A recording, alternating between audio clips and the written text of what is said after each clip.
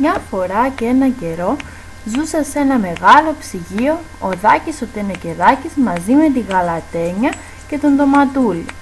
Ο Δάκης ήταν η ψυχή της παρέας και ολημερής διασκέδαζε τους φίλους του στο ψυγείο. Ζούσαν όμως συνεχώς με ένα φόβο.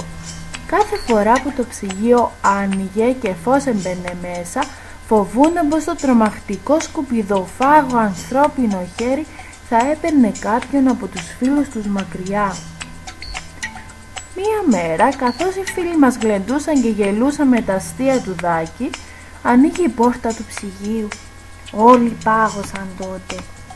Το σκουπιδοφάγο χέρι ερχόταν απλητικά προς το μέρος του.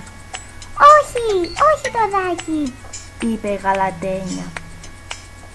Σας παρακαλούμε, μην το πάρετε, φώναξε το Ματούλης. Ο Δάκης, τρομοκρατημένος, ένιωσε το χέρι να τον ανασηκώνει, απομακρύνοντάς τον από τους φίλους του. Αντιλήφθηκε τότε πως έπρεπε να πει αντίο στους αγαπημένους του φίλους. Γεια σας φίλοι μου, ελπίζω κάποια μέρα να σας ξαναδώ. Όλα ήταν διαφορετικά έξω από το ψυγείο. Υπήρχε πολύ φως και υπερβολική ζέστη. Ξαφνικά ο Δάκης ένιωσε μία ζάλη. Το σκουπιδοφάγο χέρι τον αναποδογύρισε πάνω από ένα γυάλινο ποτήρι και σιγά σιγά ο Δάκης ένιωθε τον εαυτό του όλο και πιο ελαφρύ. Ακολούθως αισθάνθηκε να τον πιέζουν και τέλος να τον πετάνε σε ένα μεγάλο μαύρο κουτί. Άου, αυτό πόνεσε. Πού είναι? Δεν βλέπω τίποτα. Είναι ολοσκότεινο. Συγγνώμη, είναι κανείς εδώ? Τότε ακούει μια φωνή. Γεια σου, μην ανησυχείς.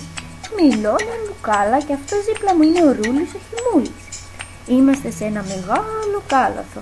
Ο κάλαθος είναι ένα κουτί το οποίο οι άνθρωποι χρησιμοποιούν για να πετάνε τα σκουπίδια τους. Εμάς δηλαδή, οτιδήποτε δεν χρειάζονται. Και τι θα απογίνουμε εδώ μέσα?